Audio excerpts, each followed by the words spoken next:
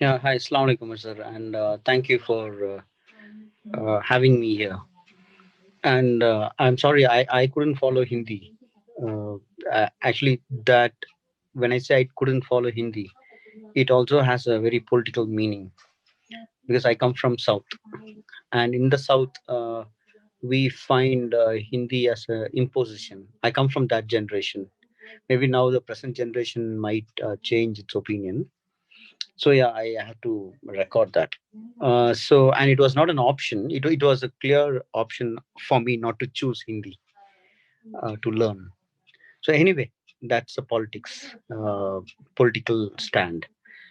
Yeah, coming to this Dalits in media. See, actually, there are many YouTube channels. From my opinion, I'm speaking. There are many YouTube channels which are run by Dalits, and so in my experience, in my from 2012 onwards, from my research and from my Dalit camera, working with Dalit camera, I have experienced one thing is that who are Dalits and who can represent Dalits. I think this has been a study or even papers. This has been a paper even in media studies. So who is a Dalit? Whether Dalit can speak and who can represent Dalits? Such kind of a discussion has been there in the past. And then there is this other from media. There is one area we also discuss is the media, also the academics. Like Professor Gopal Guru from the JNU professor, he would say that the Brahmins, the or the Shudras, I forgot actually. It would say that the Brahmins or the doing research, and the Shudras, the Bahujans, or the census data collecting people. They are just a collectors like that. Empirical Shudra, theoretical Brahmin, and empirical Shudra. So this is a one famous article he wrote about how in academics Dalits are underrepresented, or in other words, how the Brahmins are always the theoreticians who impose their theories on using Dalits and Shudras, Bahujans as the datas. So that is one he used to say. Then the other one is about the media. That in media there is hardly any Dalit editorial there. So I think even now the discussion when I was invited, I was informed that this would be the topic. So immediately, what strike me is to ask a question myself is who's Dalit and who can represent Dalit. This is a whole discussion, but it is very important to ask. See, for example, can Mayawati represent Dalits, or can Chandrasekhar Azad represent Dalits, or this Bahujans, Ramvilas Paswan, can he represent Dalits? Or Ramdas Hatwade, can he represent Dalits? Can they be in the editorial? Can we give a editorial to such people and say that yeah, it's all done? So the basic idea of asking whether Dalits are there in the media, I think the question to be asked is when does this media accommodate Dalits?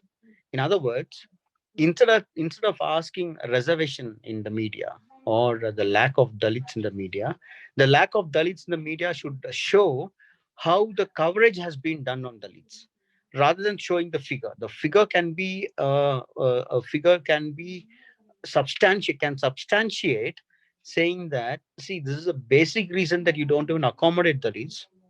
Therefore, your coverage is also very biased. So I think that is the approach we have to make. In other words, because I find that giving representation for Dalits in the media is not the solution. It's not the only solution at all. It is a minimal requirement. It is a minimal requirement to say at least you do this, because your coverage is so bad at the moment in India. At the moment, there is no wave like a black movement wave, Black Lives Matter wave in India, to say that to have a voice for the Dalits. So therefore, you find random attacks on Dalits across the country, across different states. Dalits getting attacked, and there is no voice at all. There is no voice. There is nil. Regional voices are there, and these regional voices again would say that we would fight along with the system. So that is a problem. Like they would say that okay, we'll go to the court, we'll protest, and that is the we'll have a media campaign, and then the court and the police and judiciary. So this is the routine way we do. So we don't have a civil rights movement. See, because this is not the issue of Dalits is not an issue of law and order. The issue of Dalits is not some economic based order or something. It is a social, it is a social, it is a social order, and it has an ideological order. It is an ideological fight, and this ideological fight is what Ambedkar in his all through his life after different battles he had. For example, first he was an academician. He felt that academic his academic scholarship did not remove caste. He became an MP. He was MP. He was not satisfied, and then he was a Constitution Assembly. He was a member of Constitution Assembly, and he was a drafting committee chairperson. That did not satisfy this caste. His caste never. When he was not satisfied that his caste got removed, and at last he chooses. See, this is one thing we all have to remember. At last he chose. It is not that money, it is not that power, it is religion. He said, I was born as a Hindu, I will not die as a Hindu. Because he found, as far as being in Hindu, you cannot remove your caste. So the ideological fight is what Ambedkar was insisting. And now what we are seeing in India right now is hardly anybody talks about the ideological issue, the ideology, what we are all into it. We are maintaining the status quo, and along with the status quo means we will just protest this daily routine. When I was doing my college, I found Kairlanji, and now before 2 years before, you find the lynching. This is all public recorded in lynchings, and now in Tamil Nadu there was another murder. So many murders are happening, and it is not stopping. But our solution is same solution from Kairlanji to now. The solution is okay. We will go to the court. We will protest. We will go to the court, and it is a legal problem. It's a law and order issue, which is not a law and order issue because nobody beat us or killed us or raped us because we have not followed the law and order. We did not follow the caste order. So the caste order is part and parcel of Hindu religion.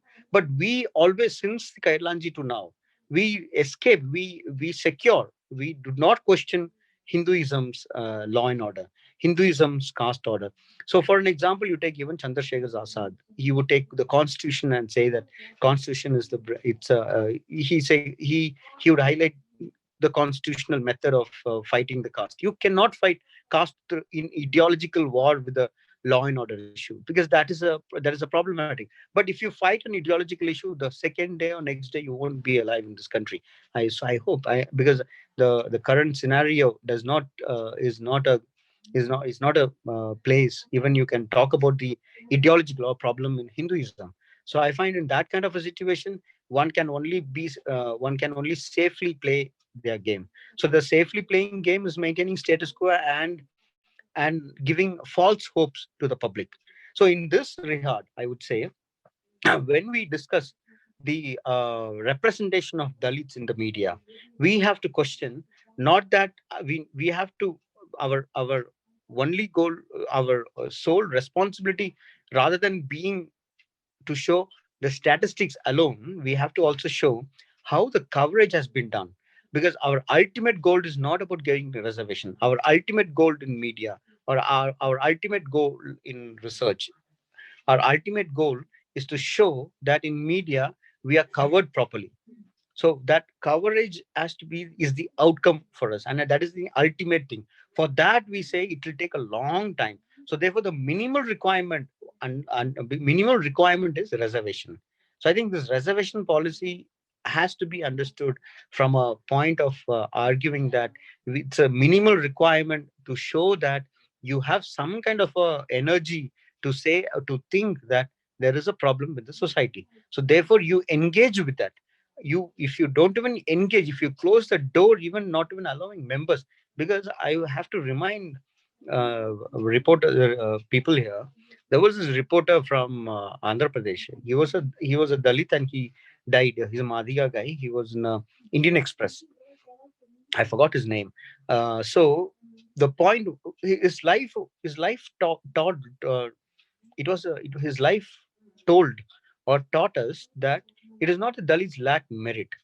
It is not Dalits lack merit. Dalits do not lack merit. Dalits do not have a space to express their views.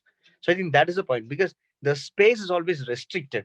So it is in that context we ask, where is this space? So the media does not allow space, because in Dalit Camera's experience, I would say, if we cover one day issue of Dalits, or even a week's issue, if media channels covers issues of Dalits for a week, then India will have a civil war, because you just see what happened in Rohit Vemla. In Rohit Vemla's issue, it reached the nooks and corners only because the media covered it, and the media covered it, and the people grabbed it. So that is the power of coverage, media coverage. And the the Hindutva media, all NDTV, CNN, Times Now, all of them do not want to break the status quo of this Indian continent, Indian status society. The status quo is the Brahmin dominates and the Dalits being untouchable and slaves. So it is in that context we cannot have you can have some bits and pieces of bits, and some media is saying that we have one Dalit, two Dalit. But no, that is not going to end the solution unless and until you address caste. Unless and until you address caste as an ideological issue, part of Hinduism, I think we will hardly have any representation or any news uh, on Dalits in media. Otherwise, you would be portrayed, Dalits will be portrayed as a victim and poor people, and then they need somebody else to come and save them, like the movies. That is the only story narration we will have in the media. So my only point is, we have to rework on our understanding on caste, fight against the caste, because it is not a fight against it's not a law and order or a community. It is an ideology. It's an ideology fight, and I hardly find anybody pays attention. After Ambedkar, I'm very serious in this point. After Ambedkar, I don't find anyone who has engaged caste more, engaged with caste as he has engaged. I haven't found anyone, because all of them maintain the status quo of Ambedkar's finding. So I think that is a problem. So we need to study what caste is, first of all, to understand what Dalit is and representation is, and emancipation, self-respect. I find the so many things are done, and our research maintains status quo, our media maintains status quo, and we would continue speaking and bargaining. I think these meetings are always, I find such meetings, or in the meetings asking reservation or representation, Dalit men, Dalit women. I find these all discussion is always just to bargain. That doesn't go forward. That is a problem. So yeah, there I end my talk. And thank you, sir.